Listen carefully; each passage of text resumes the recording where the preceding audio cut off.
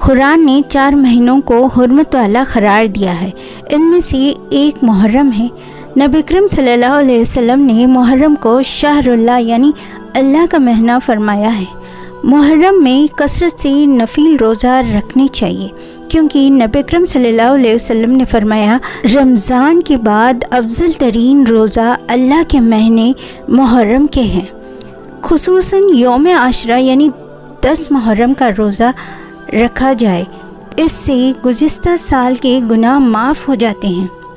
10 محرم کے ساتھ ساتھ 9 محرم کو بھی روزہ رکھ لینا چاہیے تاکہ یہودیوں کی مخالفت ہو جائے۔ یہودی بھی عاشورہ کا روزہ رکھتے ہیں کیونکہ اس دن موسیٰ علیہ السلام کو فرعون سے نجات حاصل ہوئی تھی،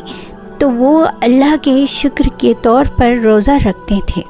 اور اسی وجہ سے نبی اکرم صلی اللہ علیہ وسلم نے